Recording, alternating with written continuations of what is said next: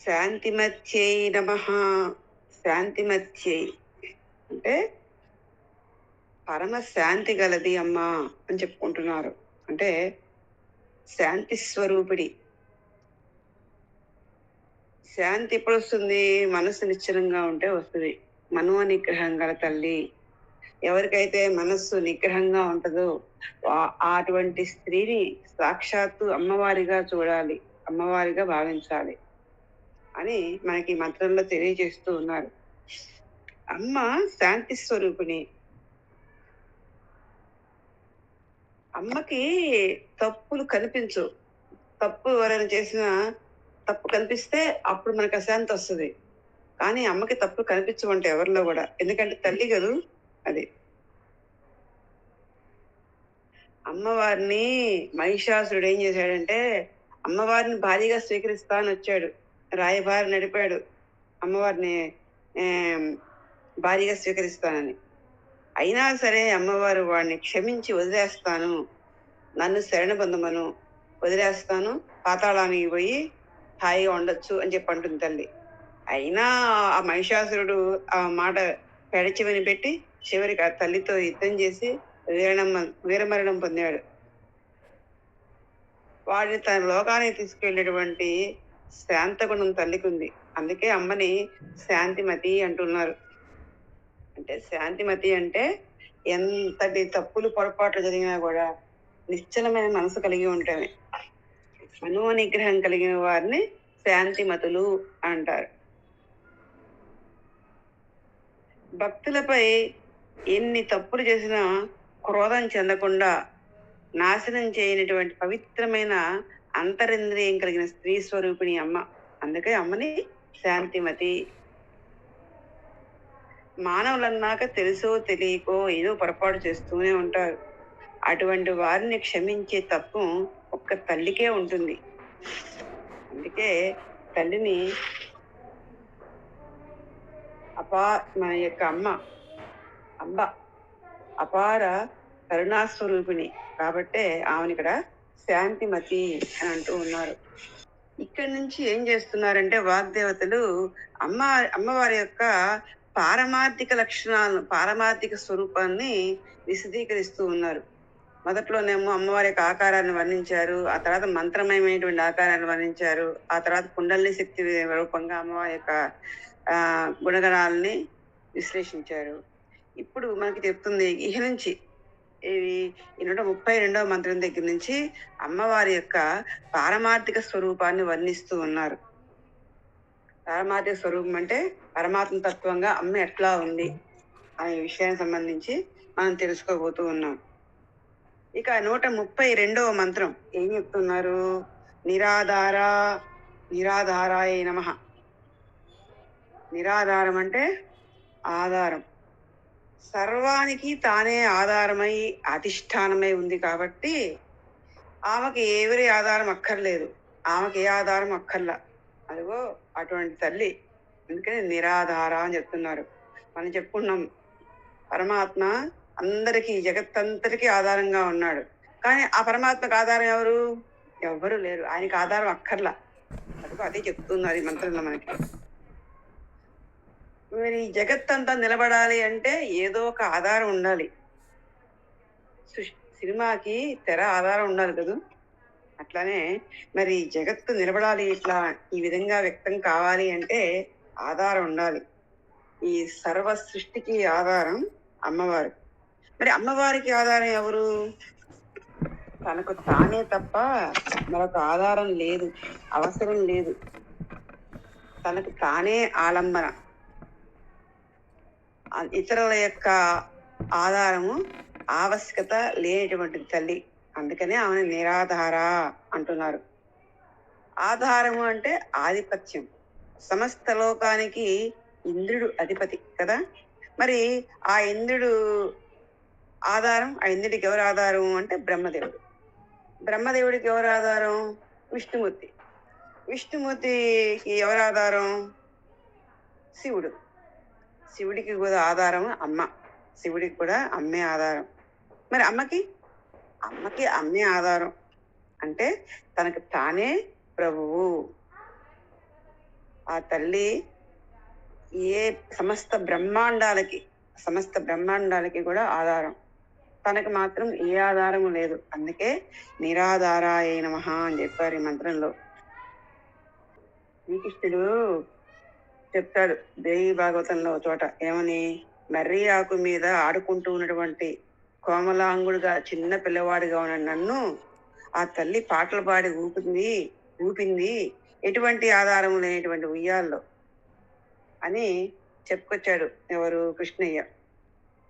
కాబట్టి ఈ విధంగా చూసుకున్న తల్లి అందరికీ ఆధారం. తల్లికి మాత్రం ఏ ఆధారం అవసరం లేదు, ఏ ఆధారం లేదు కూడా. అంత ఆవశ్యకత లేదు తల్లికి.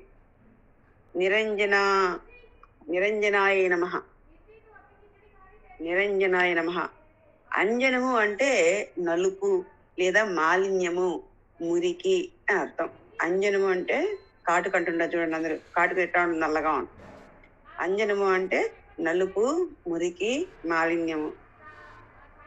నిరంజన అంటే ఏ మాత్రము మాలిన్యం లేనిది నిరంజనం. అది అమ్మవారిలో పొరపాటును కూడా దోషం లేదు. ఇక్కడ అన్ని దోషభూయిష్టంగా ఉంటాయి. దోషభూయిష్టంగా అంటే ఒకట్లో ఒకటి కలుస్తుంది. అది అప్పుడు కలిస్తే ఏమన్నట్టు, కల్తీ దోషమే కదా. ఇప్పుడు మనకైతే బాగా తెలుసు, నూనెలో నీడుగా ఏదో కలుపుతున్నారు, అన్ని పసుపులో కలుపుతున్నారు, కల్తీ లేనటువంటి వస్తువు లేదు ఇప్పుడు కదా. కానీ అమ్మలో కలవటానికి ఇంకోటి ఏ మలినము లేదు. అందుకే తల్లి నిరంజన అని చెప్తూ ఉన్నారు. కొంతమందికి ఇప్పుడు మలినం ఏంటి అంటే ఏం చెప్పుకోవాలంటే, మనం ఇతరులను చూడంగానే వాళ్ళ పట్ల మనకి ఒకళ్ళని చూస్తే రాగము, ఇంకోళ్ళని చూస్తే ద్వేషము, ఇలాంటివి వస్తూ ఉంటాయి.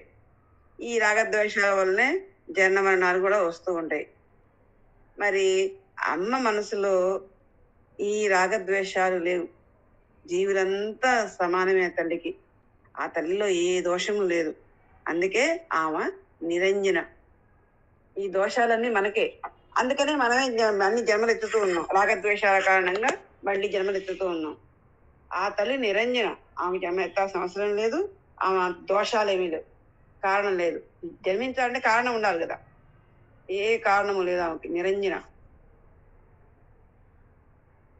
అంటే ఏదైనా విషయ వస్తువులు ఉంటే ఆ విషయ వస్తువుల వల్ల మనకి ఒక భావన వస్తుంది. సుఖమనో, దుఃఖమనో, రాగమో, ద్వేషమో వస్తాయి. దానివల్ల మాలిన్యాలు వస్తూ ఉంటాయి. ఫర్ ఎగ్జాంపుల్, మెత్తని పరుపు కొనుక్కున్నాం. మెత్తని పరుపు ఉండడానికి మంచం కొనుక్కున్నాం. ఆహా ఎంత బాగుంది అనుకుంటాం. పడుకోగానే సుఖంగా అనిపిస్తుంది. ఓ 2 రోజులు 3 రోజులు పడుకున్న తర్వాత నడుము నొప్పి వచ్చింది. నడుము నొప్పి సప్పుడేమంటాము, అది పనికి రాదండి డాక్టర్ గారు. నడుము నొప్పి తగ్గాలంటే ఆ పరుపు వేసుకోకూడదమ్మా అని చెప్తాడు. అప్పుడు ఏం చేస్తాం, ఆ పరుపు మీద మనకి కోపం వస్తుంది. ఈ విధంగా సుఖము, దుఃఖము రెండూ వస్తున్నాయి. ఇలా వస్తువుల వల్ల వచ్చేటువంటి ఈ సుఖ దుఃఖాలు మాలిన్యం. ఇదే అంజనం. ఇలాంటి అంజనం లేదు తల్లికి, నిరంజనం. అందుకనే తల్లిని నిరంజనం చెప్పారు. అమ్మకి దేని వల్ల సుఖం గాని దుఃఖం గాని రాదు, లేదు కూడా. అందుకనే అమ్మవారు నిరంజన అని చెప్తూ ఉన్నారు. అంజనము అంటే మురికి, నిరంజనము అంటే మురికి లేనటువంటిది, మాలిన్యం లేనటువంటిది. ఎటువంటి మాలిన్యము?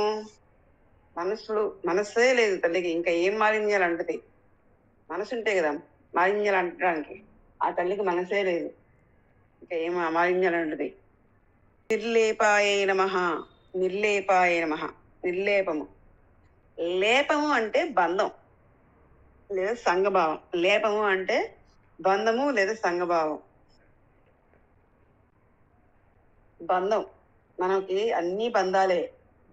ఎందుకంటే సృష్టిలో మనం ఎవరో ఒకరితోటి శత్రుత్వము, మిత్రత్వము అనే బంధాలు ఏర్పరచుకుంటూ ఉంటాం. అది లేకుండా మనం ఉండలేము కూడా. మనం చేసే పనులు బట్టి మనకి ఆ బంధాలు వస్తూ ఉంటాయి. కొన్ని కర్మ బంధాలు కూడా అంటూ వస్తూ ఉంటాయి. ఈ బంధాలు లేకపోతే మానవునికి జీవనం గడవదు. అందుకని మనం అందరం కూడా లేపులమే, అంటే బంధాలతో ఉన్నటువంటి వాళ్ళమే. కానీ అమ్మవారికి మాత్రం ఏ మాత్రము బంధం లేదు. కనుక ఆమెని నిర్లేప అంటుంది మంత్రశాస్త్రం. మ- ప్రతి ప్రతి వస్తువును చూడు, అందరితో కలిసిమెలిసి తిరుగు. ప్రతి వస్తువుని చూడు లోకంలో, అందరితో కలిసిమెలిసి తిరుగు. కానీ దేని మీద బంధము వ్యామోహం పెంచుకోకూడదు అని చెప్తూ ఉంది యోగ సిద్ధాంతం. అలా పెంచుకుంటే ఏమవుతుంది, అదే బంధం అవుతుంది. ఫర్ ఎగ్జాంపుల్, ఒక పిల్లి ఒక గృహస్థుడు చూస్తూ ఉండగానే అతని ఇంట్లో చూరులో ఒక పక్షి పిల్ల ఉందంట, పిచ్చుక. ఆ పిచ్చుకని చంపేసింది. ఒక పిల్ల వచ్చింది. పిల్ల వస్తే ఆ ఇంట్లో గూడులో చూరులో ఉంది ఒక పిచ్చుక. దాన్ని చంపేసింది. ఆ చంపడం కారణంగా ఇల్లంతా గోల గోల, ఆ ఈకలన్నీ ఇల్లంతా పడ్డాయి. పెద్దగా దాన్ని ఏం పెద్ద పట్టించుకోరా యజమాని. గోల పోయింది అనుకున్నాడు, ఏదో ఊడి చేసుకున్నాడు, ఆ ఈకలన్నీ పోయినాయి. మళ్ళా కొన్నాళ్ళ తర్వాత మళ్ళీ వచ్చింది పిల్లి.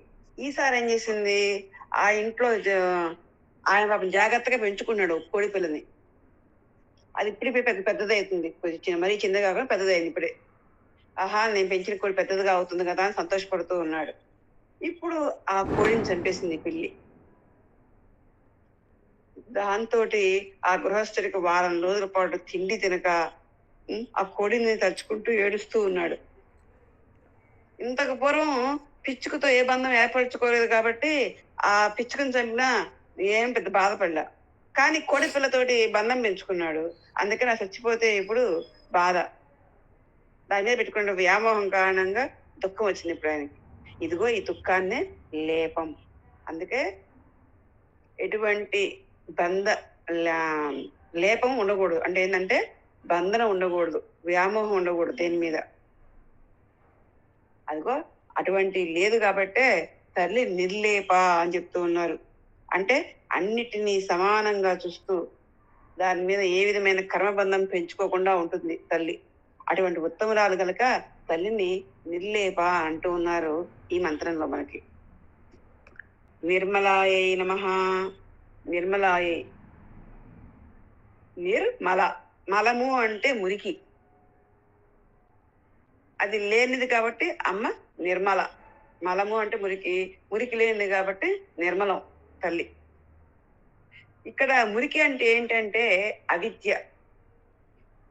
అవిద్య వల్ల జీవుల్లో పాపాలు దోషాలు వచ్చి చేరుతూ ఉంటాయి. అవిద్య పోతే దోషరహితులు అవుతూ ఉంటారు. అటువంటి దోషాలు ఏమీ లేవు అమ్మలో. అందుకే ఆమె నిర్మల. ఆమెకు అవిద్యని, ఆమె విద్యాస్వరూపిణి అయితే, జ్ఞాన స్వరూపిణి అయితే ఆమెకు అవిద్య.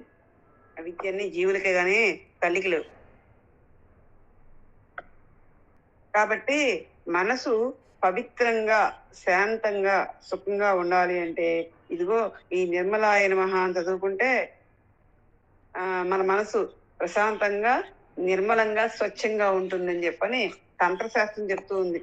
అమ్మ నిర్మల అంటే ఎటువంటి స్వచ్ఛమైనటువంటిది. స్వచ్ఛమైనటువంటి అర్థం ఎలా ఉంటుంది, మన యొక్క ముఖాన్ని స్పష్టంగా ప్రతిబింబిస్తుంది కదా. అదిగో అమ్మ యొక్క తత్వం కూడా నిర్మలమే, ఎటువంటి దోషాలు లేనటువంటిది అమ్మ. అంటే ఈ దోషం అంటే అవిద్యారూపమైనటువంటి దోషాలు ఏమీ లేవు. అది అవిద్యారూపమైనటువంటి దోషాలు ఏమీ లేవు. ఈ మంత్రాలన్నీ కూడా అమ్మ యొక్క పరమాత్మతత్వ లక్షణాలన్నిటినీ కూడా మనకి ఇక్కడ వరుసగా చెప్తూ వస్తూ ఉన్నారు. అమ్మ యొక్క పారమార్థికమైనటువంటి లక్షణాలు అన్నమాట ఇవన్నీ. నిరాకారమైనటువంటి పారమార్థిక లక్షణాలు అమ్మకి పెట్టి ఇక్కడ చెప్తూ ఉన్నారు. అంటే అమ్మ పరమాత్మే అని మనకు స్పష్టంగా అర్థమవుతుంది. ఎవరు ఏ విధంగా భావిస్తే ఆ విధంగా కనిపిస్తుంది తల్లి. అమ్మని మీరు దేవతగా భావిస్తే దేవతగా, అమ్మగా భావిస్తే అమ్మగా, పరమాత్మగా భావిస్తే పరమాత్మగా కనిపిస్తుంది అంతే. నిత్యాయై నమః. నిత్యాయై నమః అంటే ఎల్లప్పుడూ ఉండేది, నిత్యము ఉండేదని అంటారు. నిత్యాయై నమః అంటే కాలము, ఆ భూత భవిష్యత్తు వర్తమాన కాలాలు లేకుండా ఎప్పుడు ఉండేటువంటి తల్లి అది. అంటే ఈ కాలాలు అన్ని మనకే, కాలంలో పుట్టి కాలంలో ఉండి మన కాలంలో అంతరించిపోతారు జీవుడు. కానీ కాలాతీతురాలు తల్లి. ఆమెకి కాలం అనేది పరిగణలో లేదు. అందుకే ఆమె ఎప్పుడూ ఉంటది. అందుకే నిత్యాయై నమః అని చెప్తూ ఉన్నారు. ఇంకొక మీనింగ్ ఏంటంటే నిత్యా దేవతలు. నిత్యా దేవతలు అంటే పాడ్యమి నుంచి పౌర్ణమి దాకా మళ్ళీ అమావాస్య, వీళ్ళకి నిత్యా దేవతలు అని చెప్పి మొత్తం 16 మంది దేవతలు ఉంటారు.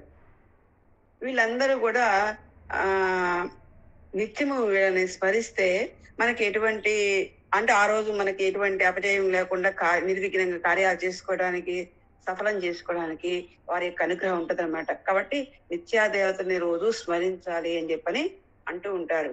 ఆ నిత్యా దేవతల స్వరూపంలో ఉంది కూడా అమ్మే అని మనకు చెప్తూ ఉన్నారు. ఇంకొక అర్థం ఏంటంటే షోడశ కళలు, అమ్మవారిలో షోడశ కళలు ఉన్నాయి. కళాస్వరూపిణి అమ్మ, అందుకే అమ్మవారిని నిత్య అంటూ ఉన్నారు. ఇక ఈ మంత్రాల రూపంలో ఉండేది కూడా అమ్మవారే, అందుకే ఆమె నిత్య అని చెప్తూ ఉన్నారు. అమ్మ నిత్య స్వరూపిణి అంటే నిత్యము, మనం పారమార్థికంగా చెప్పుకోవాలంటే అమ్మ నిత్యము ఎప్పుడూ ఉండేది, శాశ్వతంగా ఉండేది, ఆమె కాల పరిమితిలోకి రాదు అని చెప్పుకోవాలి. ఇంకా తర్వాత రెండో అర్థం ఏంటి అంటే ఇదిగో నిత్యా దేవతల్ని పూజించాలి మనం. ఆ నిత్యా దేవతల రూపంలో ఉంది ఎవరు అంటే అమ్మ, అందుకే నిత్యాయ నమః అని చెప్తూ ఉన్నారు. నిరాకారాయ నమః, నిరాకారాయే ఆకారం, ఆకారం, ఆకారము లేని అమ్మ. జీవులందరికీ ఏదో ఒక రూపం ఉంటది, కానీ అమ్మ అలా కాదు, ఈ రూపంలో ఇలానే ఉంటుంది అని చెప్పలేము. భక్తుల భావనను బట్టి వారు ఏ రూపంలో ఎలా కోరితే అలా దర్శనమిస్తుంది తల్లి.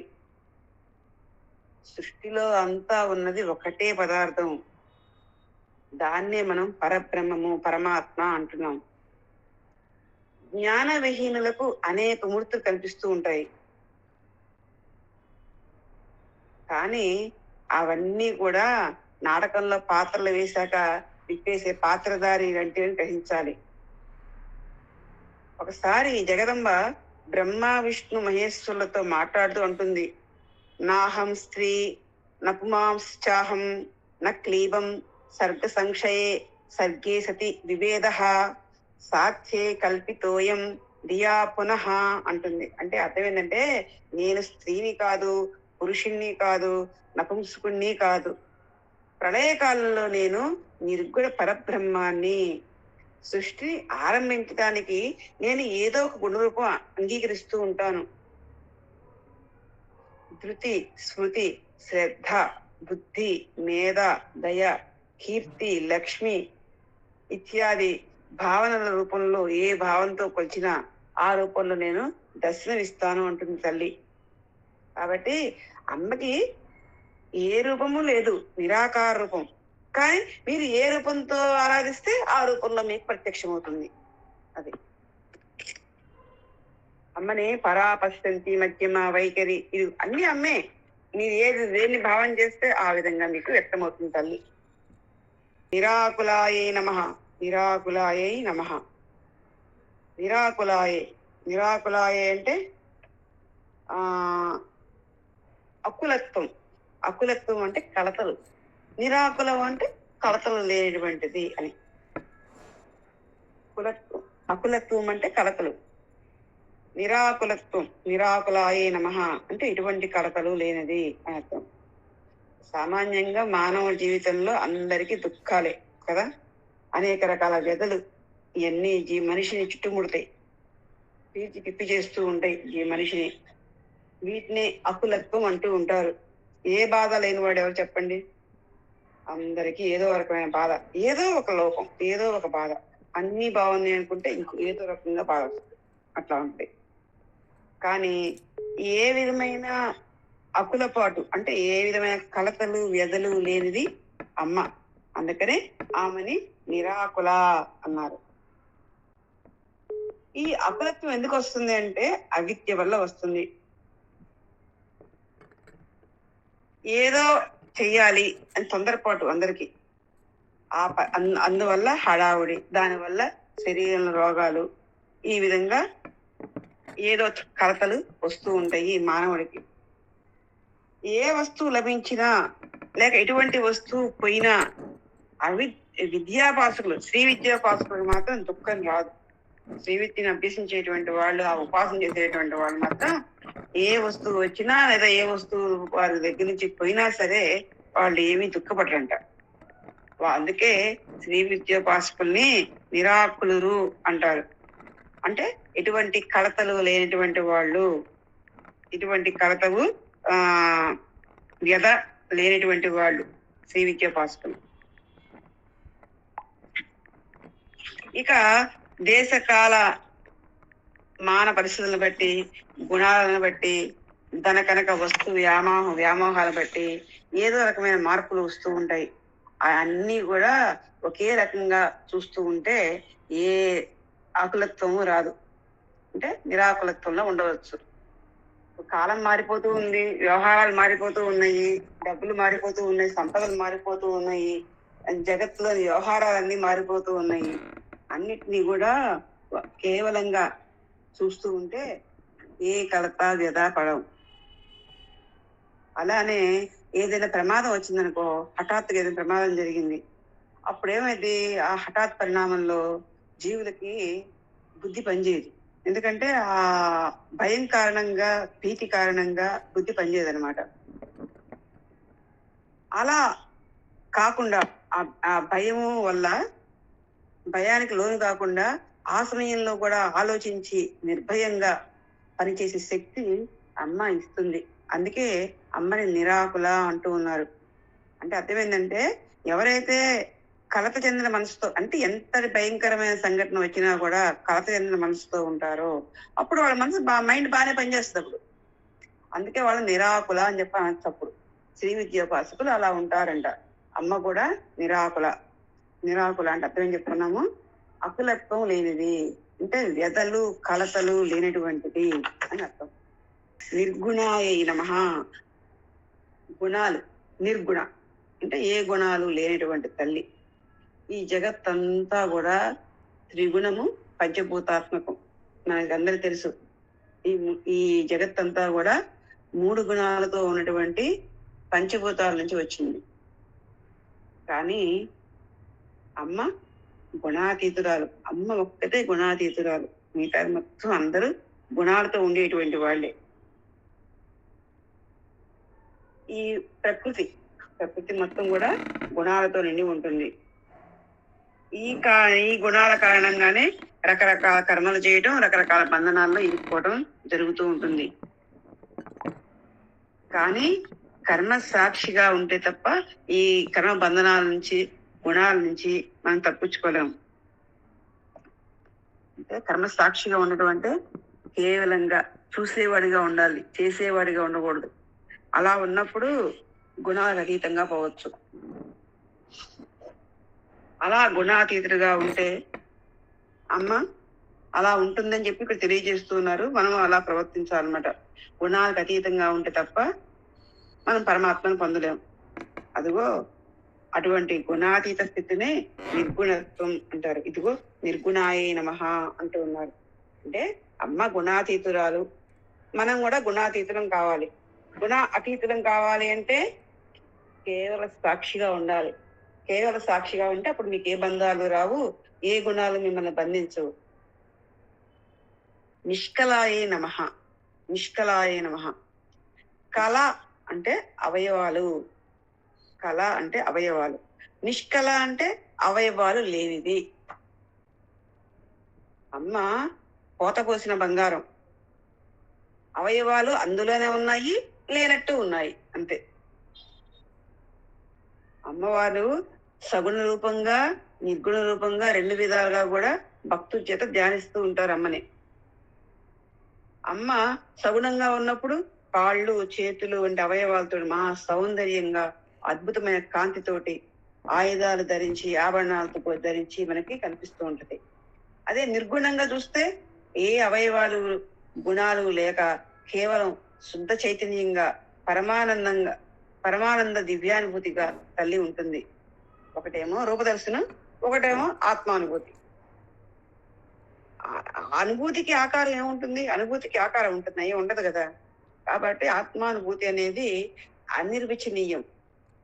అంటే ఇలా ఉంటుంది అని చెప్పడానికి వీలు లేనటువంటిది. ఒక మూగవాడికి బెల్లం పెట్టాం తినమని, తిన్న తర్వాత దాని రుచి గురించి అడిగితే ఏం చెప్తాడు?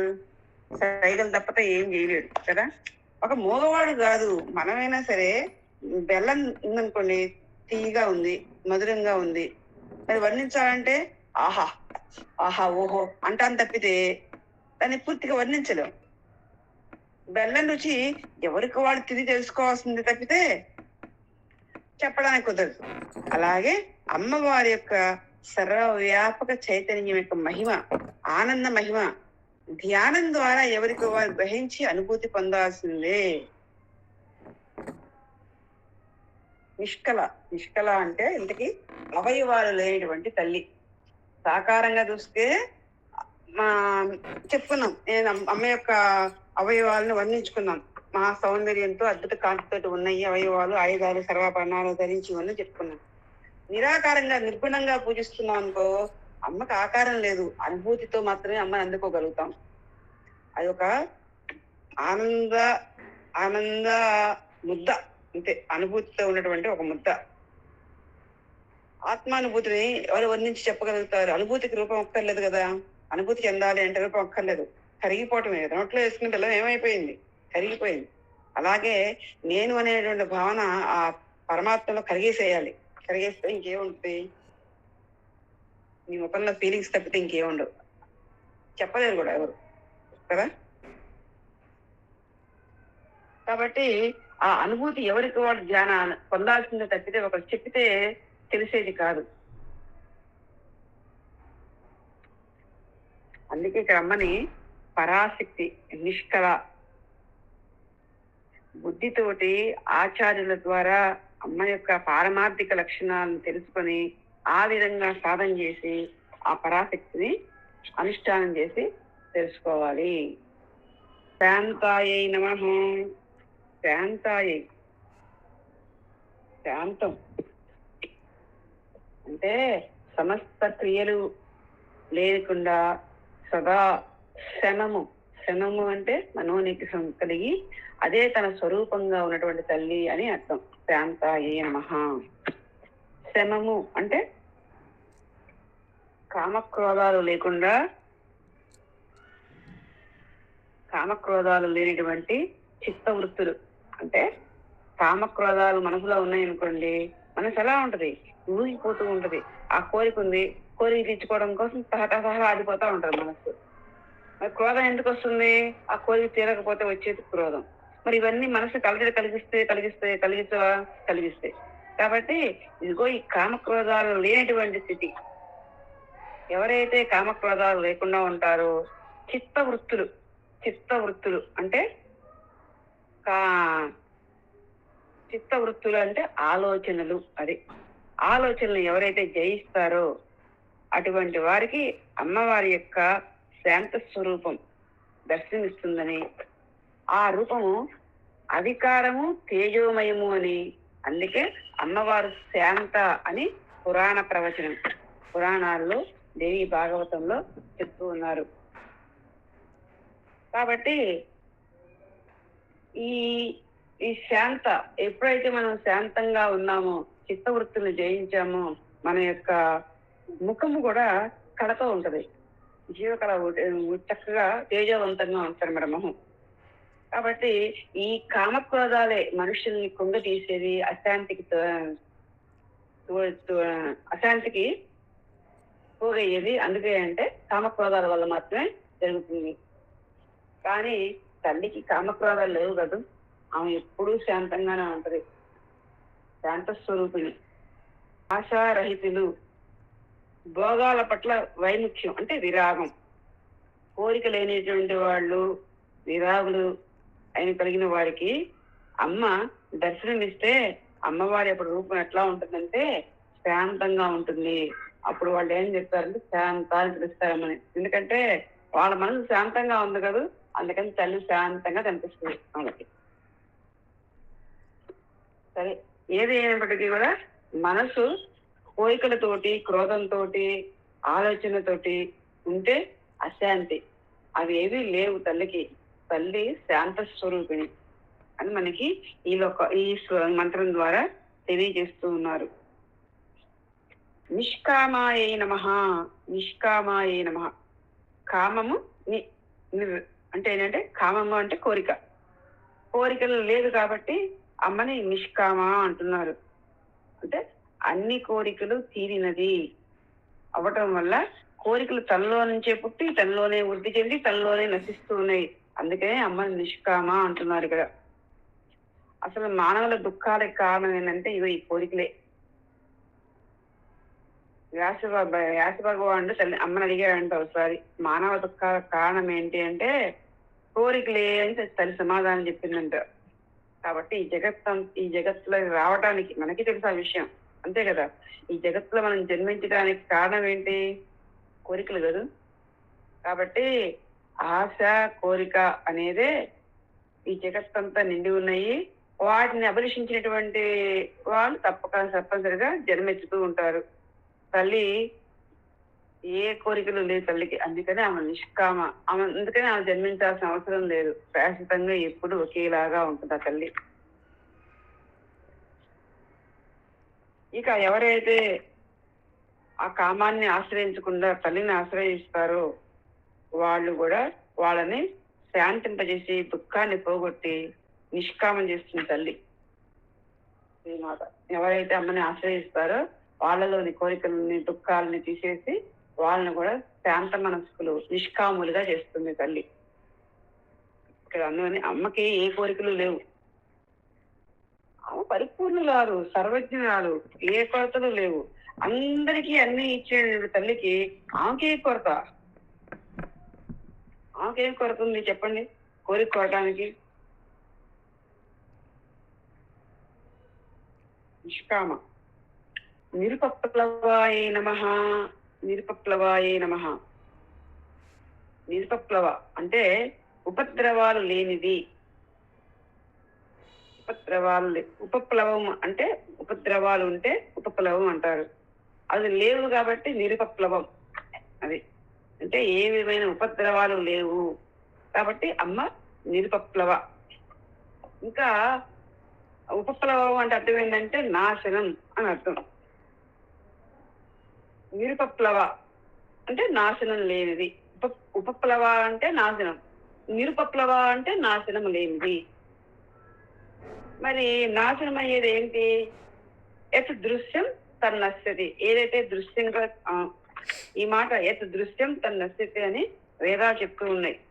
కాబట్టి కంటికి కనిపించే పదార్థాలన్నీ కూడా నశించిపోయాయి. మనకి స్థావరం జంగమం అని రెండు రకాలుగా ఉంటుంది సృష్టి మొత్తం. స్థావరం అంటే తవలక స్థిరంగా ఉండేది, జంగమం అంటే కదిలేది, అంటే చరాచరాలు అని అర్థం. ఇక దానికి కదలని కొండలు చెట్లు అయేమో స్థావరాలు, కదిలే మానవులు మొదలైనటువంటి వాళ్ళు వీళ్ళన్నీ కూడా జంగమాలు అన్నమాట. అయితే ఈ రెండు కూడా సృష్టి కాలంలో నశించిపోతాయి, అంతే కదా. ప్రళయ కాలంలో ఏమో చివరికి సృష్టి కాలం కదా, ప్రళయ కాలంలో ఈ రెండు ఏమైపోతాయి? నాశనం అయిపోతాయి. ఆ తర్వాత పంచభూతాలు ఒకదానిలో ఒకటి లీనమైపోతాయి. అంటే భూమి ఏమో నీటిలోకి వెళ్ళిపోతుంది, నీరు అగ్నిలోకి వెళ్ళిపోతుంది, అగ్ని వాయువులోకి వెళ్ళిపోతుంది, వాయువు ఆకాశంలోకి వెళ్ళిపోతుంది, ఆకాశం బ్రహ్మలోకి వెళ్ళిపోతుంది, ఆ బ్రహ్మ శ్రీహరి నావిలోకి వెళ్ళిపోతాడు, శ్రీహరి కూడా యోగనిధిలోకి వెళ్ళిపోతాడు. అప్పుడు అగాధ జలరాశి తప్పితే ఏమీ ఉండదు. ఆ స్థితిని ఉపప్లవం అంటారు. ఆ స్థితిలో కూడా తన శక్తుల రవ్వంత కూడా మార్పు లేకుండా ఉంటుంది తల్లి. ఆ స్థితిలో కూడా ఆమెలో ఏ మార్పు ఉండదు. అందుకే ఆమెని నిరుపప్లవా అన్నారు. అంటే మనం ఏదైతే ఉంది అనుకుంటున్నామో సమస్త బ్రహ్మాండాలు, విష్ణువు, బ్రహ్మ, శివుడు ఎవరైతే ఉన్నారనుకుంటున్నావో అందరూ కూడా యోగనిద్రలోకి వెళ్ళిపోయినా ఆ తల్లి మాత్రం ఎప్పుడు ఉంటుంది. అంటే సృష్టి ఉన్నప్పుడు ఉంటుంది, ప్రళయం ఉన్నప్పుడు కూడా ఉంటుంది. అందుకే నిరుపప్లవ, ఆమెకు ఏ ఉపద్రవాలు లేవు అని చెప్పడం. పరబ్రహ్మం ఒక్కడే అని ధ్యానించేవారు, అనుభూతి చెందేవారు చాలా అరుదుగా ఉంటారు. ఏకమేవ అద్వితీయం బ్రహ్మ అని శృతి వాక్యం. ఆ వాక్యాన్ని అనుసరించి తానొక్కటే పరబ్రహ్మ అనే సత్యాన్ని లోకాన్ని చాటి చెప్తుంది అంబ. కాబట్టి షట్చక్రాల్లో నిశ్చలమైనటువంటి ధ్యాన శక్తిగా ఉంటుంది తల్లి. అందుకే అమ్మని నిరుపప్లవ అని చెప్పి అంటూ ఉన్నారు.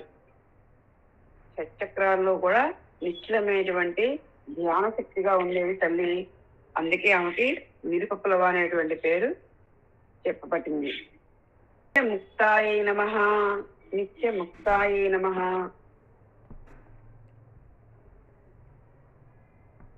ఏ వస్తువుతోటి ఎప్పుడు సంబంధం లేకుండా ఉంటుంది కాబట్టి తల్లి నిత్యముక్త.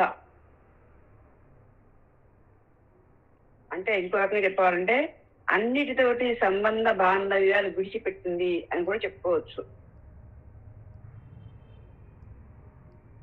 కొంతమంది భక్తులు ఉంటారు, రకరకాలుగా ఉంటారు. రాగద్వేషాలతో ఉన్నటువంటి వాళ్ళు ఉంటారు, రాగద్వేషాలు లేని వాళ్ళు ఉంటారు, 3 గుణాలతో ఉన్నటువంటి వాళ్ళు ఉంటారు, తామసిక భక్తులు కూడా ఉంటారు, తామసిక, రాజసిక, సాత్విక భక్తులు కూడా ఉంటారు. భగవంతుడు ఉన్నాడు అనే నమ్మకం కలిగి జీవులను బలిచ్చి మత్స్య మాంసాలు మద్యాలు అన్ని దేవికి సమర్పిస్తూ ఉంటారు. వీళ్ళు తామసిక భక్తులు. ఇక భోగాలతోటి అలంకారాలతోటి దేవిని సంతోషపెడుతూ తాము చేసే పూజ గురించి బాగా ప్రచారం చేసుకుంటూ ఆడంబరంగా ఉంటారు కొంతమంది. ఇవో వీళ్ళు రాజసిక భక్తులు. ఇక పవిత్రమైన మనసుతోటి అట్టహాసాలు, ప్రచారాలు, కీర్తి, ఆశ ఇవన్నీ లేకుండా, హింస కూడా లేకుండా తమ కోసం, దేవి పరితృప్తి కోసం పూజలు చేసేవారు సాత్విక భక్తులు. ఉన్నంతలో సాత్విక భక్తి ఏమో ఉత్తమమైనటువంటిది, రాజసిక భక్తి మధ్యం, తామసిక భక్తి అధమం. ఈ త్రిగుణ భక్తికి అతీతమైనటువంటిది నిర్గుణ భక్తి. సర్వ చైతన్య రూప విద్య, ఆద్య బుద్ధి ప్రచోదనం చేసేది, అంతటా నిండి ఉన్నది అనేటువంటిది ఎవరంటే ఆ పరాశక్తి. పరిమిత శక్తిగా కాకుండా అపరిమిత శక్తిగా భావించి ఈ సంసార బంధాల నుంచి విముక్తి పొందినటువంటి వాళ్ళే నిత్యముక్తులు అని పిలువబడుతూ ఉంటారు. ఈ నిత్యముక్తుల కోవకు చెందిన వాళ్ళు ఎవరు అంటే జనక మహారాజు, జనకుడు. వీరికి ఏ దుఃఖము ఉండవు, ఏ కోర్కెలు ఉండవు. ఇలా నిత్యముక్తుల చేత ఆరాధింపబడే తల్లి కాబట్టి తల్లిని నిత్యముక్త అని కూడా పిలవచ్చు. కాబట్టి నిత్యముక్త అంటే సాధకులకి బ్రహ్మానందాన్ని అందిస్తూ మోక్షమిచ్చే తల్లి అని చెప్పుకోవచ్చు ఈ మంత్రం యొక్క అర్థం. కాబట్టి తల్లి ముక్త స్వరూపిణి. అలానే బ్రహ్మానందాన్ని కోరి ఆచరించేటువంటి, సాధన చేసేటువంటి సాధకులకు ముక్తిని ప్రసాదించే తల్లి, మోక్షాన్ని ఇచ్చేటువంటి తల్లి నిత్యముక్త. నిర్వికార అంటే వికారాలు, వికారాలు అంటే మార్పులు. అమ్మ నిర్వికార అంటే వికారాలకి అతీతమైనటువంటిది అని అర్థం. తత్వాలకు అతీతమైనటువంటిది, ఎప్పుడు ఒకే రకంగా ఉంటుంది తల్లి. అంటే కూటస్థురాలు ఏ వికారాలు నిర్వికారంగా ఉంటది, షడ్భావ వికారాలు లేనటువంటిది. కాబట్టి తల్లి కూటస్థురాలు. దాన్నే ఇక్కడ మనకి ఏం చెప్తూ ఉన్నారంటే నిర్వికార, ఏ వికారాలు లేనటువంటిది. నిష్ప్రపంచాయ నమః. ప్రపంచం, నిష్ప్రపంచం, ప్రపంచం. మనకి ప్రపంచం ఏంటంటామంటే ఇదిగో గ్రహాలు, నక్షత్రాలు, గ్రహ నక్షత్ర జ్యోతిష్యము, కళ కాష్టాలతో కూడినటువంటి ఈ చరాచర జగత్తుని ప్రపంచం అంటాం. దీనికి అతీతురాలు తల్లి. అందుకే ఆమెను నిష్ప్రపంచ అంటూ ఉన్నారు. ప్రపంచము తాను, కానీ ప్రపంచానికి తాను సంబంధం ఉండదు. ప్రపంచం అంతా ఉన్నది తల్లే, కానీ ప్రపంచంతో ఏ సంబంధము లేదు తల్లికి. తామర పువ్వు ఎక్కడ ఉంటది? నీళ్ళల్లోనే ఉంటది, కానీ నీటికి అంటపడదు, నీటి చేత అంటపడదు తామర పువ్వు. అలానే ప్రతి ప్రాణి అమ్మవారే, కానీ ఏ ప్రాణిలోనూ ఏ విధమైన కర్మబంధము లేకుండా అతీతురాలుగా ఉంటుంది. అందుకే చివరికి అమ్మవారిని చేరే వారికి శాంతి లభిస్తూ ఉంటుంది. అంటే ప్రపంచమంతా తల్లే ఉంది, కానీ ఆమె దేనికి అంటబడదు, అతీతురాలు. ఈ ప్రపంచం అంతా తానే అయి ఉన్నది, దాన్ని నడుపుతూ ఉంది. దాని మీద ఏ విధమైన రాగద్వేషాలు వ్యామోహాలు లేని అపూర్వ శక్తి తల్లి. అందుకే ఆమె నిష్ప్రపంచ అని చెప్తూ ఉన్నారు. నిరాశ్రయాయై నమః, నిరాశ్రయాయై నమః.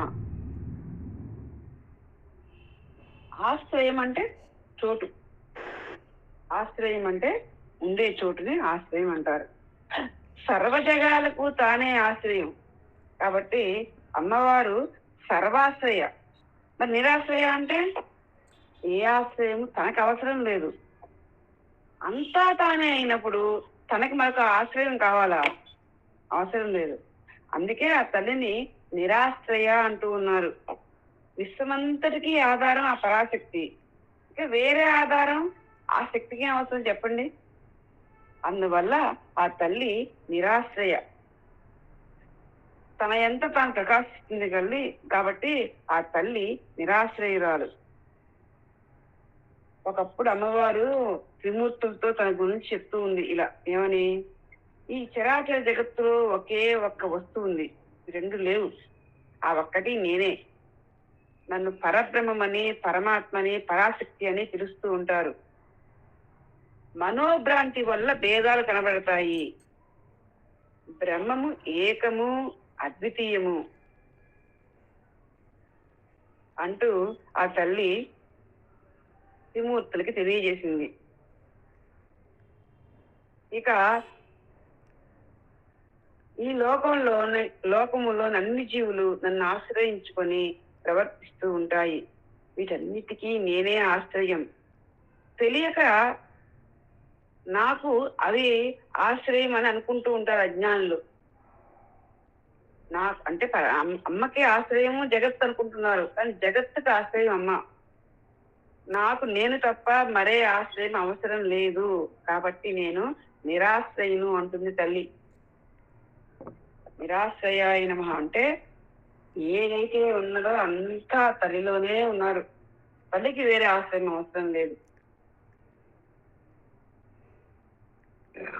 కృష్ణుడు తల్లికి యశోదమ్మకి భోంతరాలను ఎక్కడ చేపించాడు? ఆయన కుక్షిలోనే చేపించాడు. అంటే ఇంత ఎవరు ఆశ్రయించుకొని, బ్రహ్మాండాలన్నీ ఎక్కడున్నాయి? ఎవరిని ఆశ్రయించుకొని ఉన్నాయి? పరమాత్మను ఆశ్రయించుకునే ఉన్నాయి. ఆ పరమాత్మకి వేరే ఆశ్రయం అక్కర్లేదు అని మనకి తెలియజేస్తూ ఉన్నారు. అమ్మ నిరాశ్రయ. నిత్య శుద్ధాయై నమః, నిత్య శుద్ధాయై నమః అంటే శుద్ధురాలు, నిత్యము శుద్ధురాలే. అంటే అర్థం ఏంటంటే ఏ విధమైన అపవిత్రత లేనిది, ఏ విధమైన అపరిశుభ్రత లేకుండా ఎల్లప్పుడూ శుద్ధురాలుగా ఉంటుంది. కాబట్టి అమ్మని నిత్యశుద్ధ అంటున్నారు. త్రికాలాలంటే భూత భవిష్యత్తు వర్తమాన కాలాల్లో ఏ విధమైన మాలిన్యం లేకుండా ఉంటుంది అని అర్థం. సాధారణంగా దేహానికి తప్పక ఆత్మకి ఏ విధమైన అశుద్ధం ఉండదు. శరీరాన్ని నశించిపోతాయి, కానీ ఆత్మను నశింపలేదు. ఎవరు దాన్ని ఇలా ఉంటుంది అని నిర్వచింపలేరు ఆత్మని. అది నిత్యము. ఆత్మ ఇతరుల చేత చంపబడదు, ఎవరు దాన్ని చంపలేరు. ఇది ఎప్పుడు ఏ కాలంలోనూ పుట్టలేదు, గిట్టదు కూడా. ఆత్మ భావ వికార రహితం, అంటే ఏ భావాలకి అందేది కాదు ఆత్మ. ఆత్మను ఏ ఆయుధాలు చేర్చలేవు, అగ్ని తగలబెట్టలేదు, నీరు తడపలేదు, గాలి ఎండబెట్టలేదు. మనం గీతలో చెప్పుకున్నాం ఈ మంత్రాన్ని. ఆత్మ సర్వవ్యాపకమైనటువంటిది, కదలనిది, స్థిరమైనది, సనాతనమైనటువంటిది. ఇంద్రియాలకు గోచరించదు ఆత్మ. అంటే మనసుతోటి దాన్ని గ్రహించలేము అని అర్థం. అటువంటి ఆత్మతత్వాన్ని ఎవరైతే గ్రహిస్తారో అతడు నిత్య శుద్ధుడు అవుతాడు. అంటే పరమాత్మే అవుతాడు. తల్లి పరమాత్మ స్వరూపం కదా, నిత్య శుద్ధ తల్లి. ఎవరైతే ఆత్మని ఆ విధంగా తెలుసుకుంటారో, తెలుసుకునేటువంటి సాధకుడు కూడా నిత్య శుద్ధుడే అవుతాడు. అమ్మ ఇక్కడ నిత్య శుద్ధ అంటే ఎటువంటి అపవిత్రత లేనటువంటిది. భూత భవిష్యత్తు వర్తమాన కాలంలో ఎప్పుడు కూడా ఆమెకు మాలిన్యం అనేది అంటదు, ఏది అంటబడదు ఆమెకి. నిత్య బుద్ధాయ నమః. నిత్య బుద్ధాయ నమః. అమ్మవారు జ్ఞానస్వరూపిణి. బుద్ధాయ నమః అంటే సర్వ ప్రాణులలోని ఆలోచన శక్తి ఎవరు అంటే అమ్మే. చిచ్చక్తి, నిత్య అనుభవపూర్వకమైన బుద్ధి స్వరూపిణి తల్లి. తన ఆలోచన మాత్రంతోనే లోకాలను సృష్టించి పోషించి లయం చేస్తున్నటువంటి పరాశక్తి. ప్రాణులలో జీవనాడులు ఉన్నాయి, వాటిని స్పందింపజేసి నిత్య నూతన శక్తి, చైతన్య శక్తి, పరావిద్య, మోక్షహేతు, ఈ సంసార బంధ కారకురాలు ఎవరు అంటే అమ్మ. కాబట్టి అమ్మని నిత్య బుద్ధ అంటున్నారు.